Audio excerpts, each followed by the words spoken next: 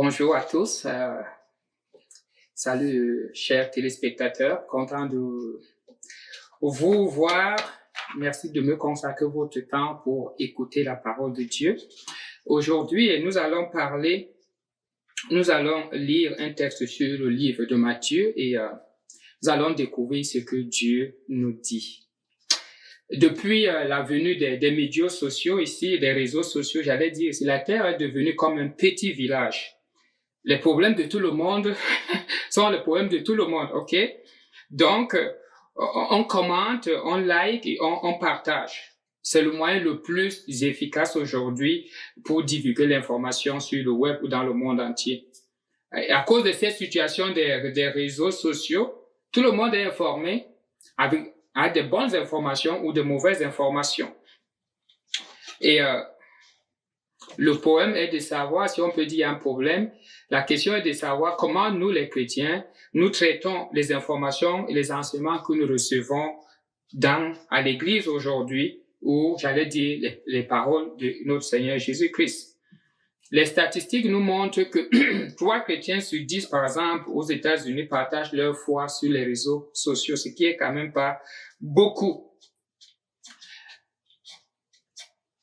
Nous allons à la fin de cette petite prédication, de cette courte prédication, découvrir ce que Dieu attend de nous. Et c'est quoi vraiment ce qu'il veut qu'on partage. Quand bien on veut partager quelque chose, qu'est-ce que nous devons partager? Nous allons lire le texte de Matthieu. Si vous avez votre Bible, prenez le livre de Matthieu, c'est là le premier, l'évangile numéro 1. À partir du chapitre 10, au verset 24 à 32, on va lire. Le disciple n'est pas plus grand que le maître, ni le serviteur plus que son Seigneur.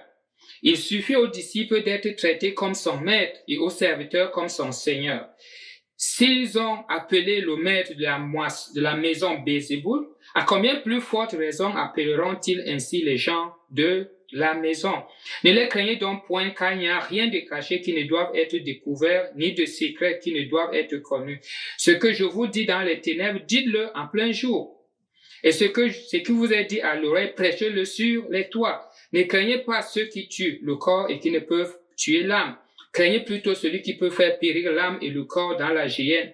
Ne vend-on pas 2 passereaux pour 1 sou? Cependant, il n'en tombe pas un à terre sans la volonté de votre Père. Et même les cheveux de votre tête sont comptés. Ne craignez donc point. Vous valez plus que beaucoup de passereaux. C'est pourquoi quiconque me confessera devant les hommes, je le confesserai aussi devant mon Père qui est dans les cieux.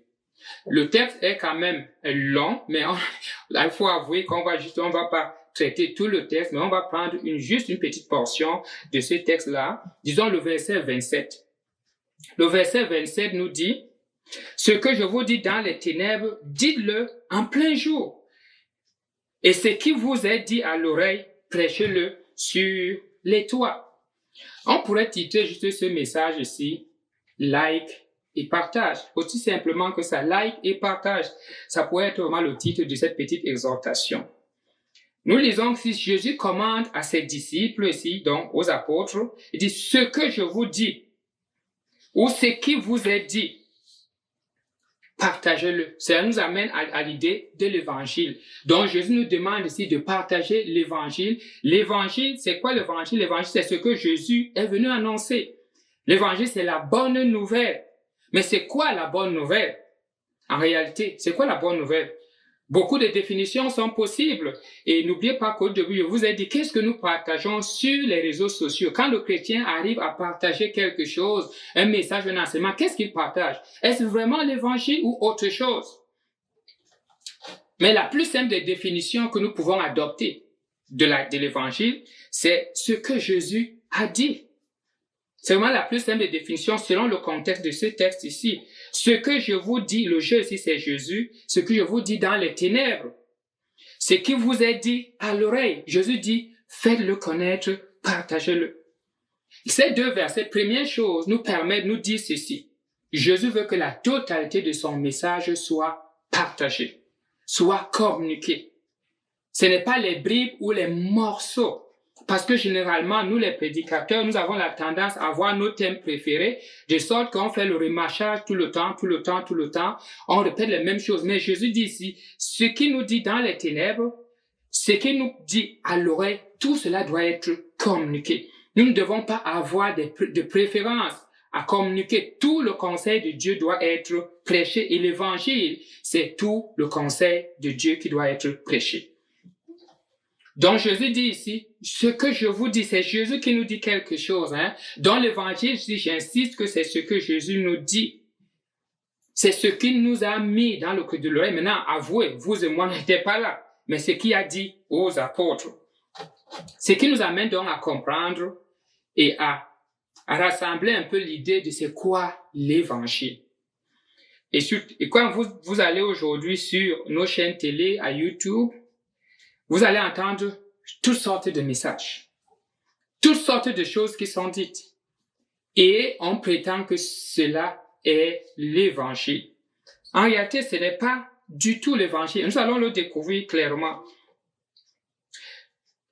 Donc, ici, l'évangile, c'est ce que Jésus a dit ou ce que les apôtres ont rapporté sur Jésus. Donc, j'ai écrit ici dans le texte, l'évangile n'est pas la prédication de nous-mêmes ou des bonnes pensées lues quelque part. L'évangile a son origine en Jésus et sa finalité en Jésus.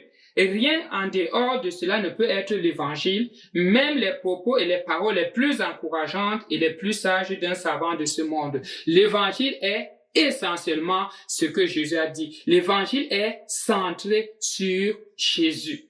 Le plus souvent, nous prenons des bonnes paroles, il y a des gens, même parfois, ils vont prendre des paroles des gens du New Age, ils mélangent avec l'évangile, ils en font un message. Ce n'est pas du tout l'évangile. L'évangile se suffit à lui-même. L'évangile se suffit parfaitement. Donc l'évangile ici n'est autre que ce que Jésus a dit ou ce que les apôtres ont rapporté sur Jésus ou ce que les apôtres, les paroles de ceux que les apôtres ont attesté. L'évangile n'est pas de la philosophie, L'évangile n'est pas de la philosophie, c'est pas des raisonnements à l'infini et les argumentations sans fin. Ce n'est pas de la philosophie, là. L'évangile, ce n'est pas ça. Du tout.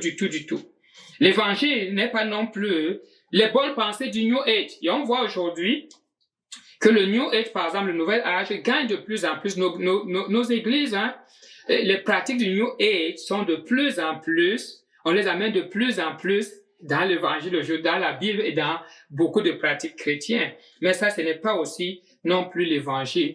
Quand je vous demande de répéter continuellement quelque chose pour que cela arrive, parce que cela va arriver, ça, ce n'est pas l'évangile parce qu'on n'a pas vu ça dans la Bible. Donc, l'évangile n'est pas les paroles aussi ou les pensées d'un pasteur, j'allais dire ici, véreux ou toxique même, mais très éloquent en parole parce qu'aujourd'hui, quand nous voulons écouter les paroles de Jésus, quand nous voulons connaître Jésus, le plus souvent nous cherchons quelqu'un de très éloquent.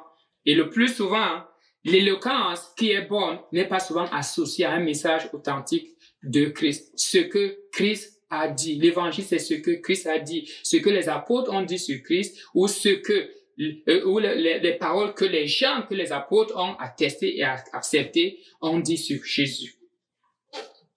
Donc ici, là, ça veut dire qu'un pasteur, ici, là, l'évangile n'est pas non plus ici ce qui est monté dans notre cœur après la prière. Quand nous finissons la prière, nous allons penser, oh non, j'ai quelque chose. Oui, il se pourrait que cela vienne de Dieu, mais ce n'est pas l'évangile. Ça n'a pas la même valeur que les Écritures.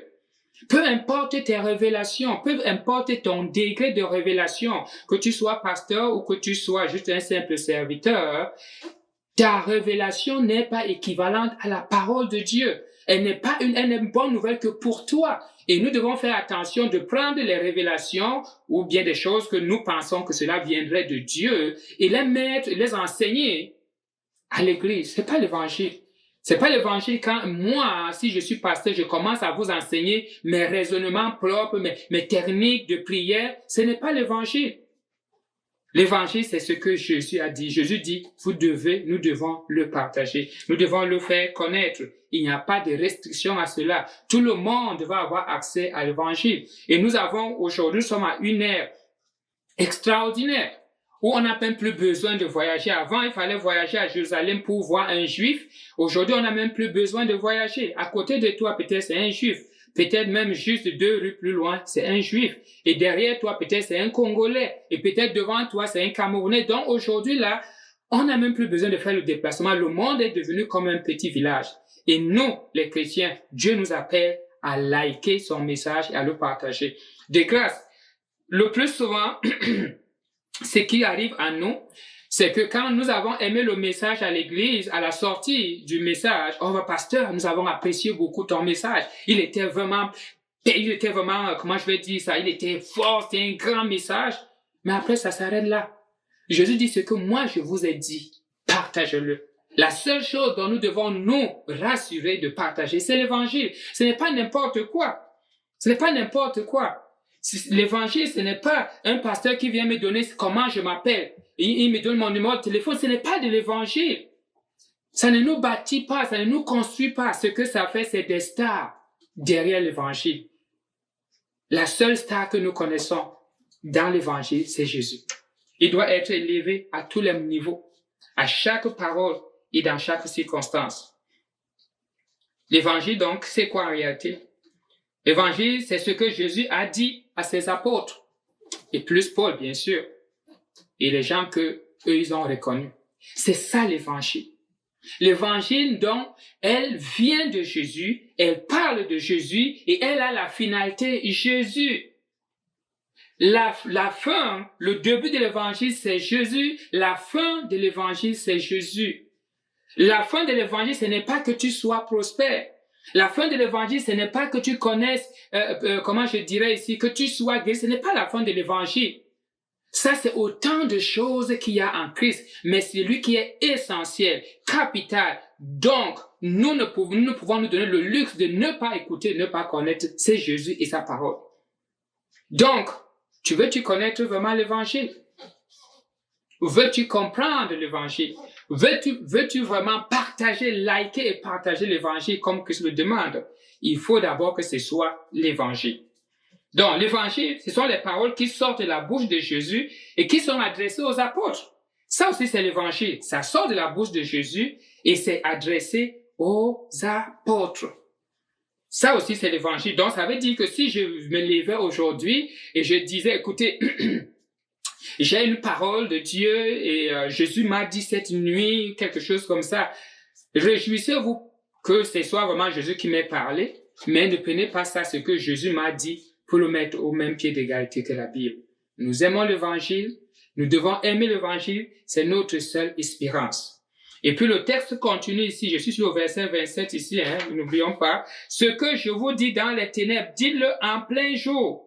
Et ce qui vous est dit à l'oreille, prêchez-le sur le toit. L'évangile, c'est tout le message de Jésus, c'est le message de Jésus qu'il a confié à ses 12 disciples. Mais aussi ici, regardons aussi, non pas seulement ce qu'il leur a confié, qu'est-ce qu'il a dit, comment nous devons le partager. Il nous dit ici, nous devons le partager en plein jour. L'évangile, c'est pas quelque chose de caché, d'ésotérique, hein. L'évangile n'a pas de secret. L'évangile, c'est un message. On a même écrit ça dans un langage, dans un grec commun pour qu'il soit accessible à tous. Et tout le monde devait être capable d'écouter le message. Il dit, dites-le en plein jour. Publiez-le. Et moi, je vous encourage, frères et sœurs, quand vous sortez de l'église, quand un message sort de la Bible, il est authentique à la Bible, conforme à la Bible, ne restons pas seulement à l'antenne de l'apprécier. Faisons profiter de ce message à quelqu'un d'autre. Faisons profiter ce message à un non-croyant, à notre sœur, à notre frère qui ne connaît pas, même à notre ami, pourquoi pas. Vraiment, l'évangile dit ici, faites-le connaître en plein jour. Plein jour. Et dit ici, prêchez-le sur les toits. Ça veut dire, dans les endroits les plus visibles. Mettez ce message là où ça peut être le plus visible. On est d'accord que si tu es sur le toit, tout le monde peut te voir. Donc ici, non pas seulement on doit le prêcher naturellement, à tous les moments, mais aussi dans les endroits où il peut être le plus visible. le plus écouté, là où il peut avoir de l'attrait. Ça veut dire quoi? Ça veut dire que pour ceux qui sont sur les Facebook et qui sont des chrétiens, ils devaient saturer leur Facebook. S'ils se connaissent, c'est parce qu'il y a d'autres chrétiens qui ne se connaissent pas beaucoup avec Facebook. Ils devaient saturer leur Facebook avec des messages vraiment de l'évangile. Moi, personnellement, ce que je reçois dans mes Facebook, c'est toujours des choses, des scandales. Vraiment, moi, ça ne m'édifie pas. Je suis vraiment désolé. Mais quand il s'agit que les gens m'envoient un message, c'est toujours un pasteur qui a fait un scandale ou un chrétien qui a fait quelque chose de très déréglé, pas de très normal, mais c'est toujours ça qu'on m'envoie. Mais ce n'est pas ça que Dieu attend de nous. Dieu veut que l'évangile soit vraiment partagé. Que tu le fasses en plein jour, comme ça. Ne va pas seulement le soir. Va en plein jour, on te voit de manière visible et aux endroits où on peut au plus grand public, si je peux dire ceci, partage ce message. Ce que je vous dis, faites-le. Si nous aimons Jésus-Christ, si nous sommes convaincus du message de Jésus-Christ, si nous savons que Jésus-Christ reviendra, nous ne pouvons pas garder le message de Jésus avec nos mains. Les scandales n'aident personne. Les scandales, tout simplement, ils jettent de l'ombre sur le bon message de Jésus. Donc, de grâce, mes frères et sœurs, je vous encourage à partager ce que Jésus vous a dit. L'enseignement que vous avez reçu à l'église, qui est biblique, et ce que vous avez lu dans la Bible, qui est vraiment pertinent, partageons-le. Nous allons voir que des gens vont naître de nouveau. Le christianisme va retrouver toute sa valeur. Ne gardons pas caché ce que Jésus-Christ nous a demandé de faire connaître à tous. Ne couvrons pas ce qu'il nous a demandé de découvrir. L'évangile n'a pas de secret. Faites-le connaître en plein jour. Ici, il parle à ses disciples. On va en reparler dans la prochaine partie, mais ça veut dire aussi, ça va vous inclure aussi. Ce n'est pas seulement l'affaire d'un pasteur. Le pasteur ne peut pas faire tout ça, là. L'Église est là pour enseigner, pour équiper, afin que chaque chrétien soit un évangéliste à son niveau. Dieu attend de toi cela. Donc, tu es un évangéliste au milieu de tes collègues, au milieu de tes camarades de classe. Là où moi, je ne peux pas être.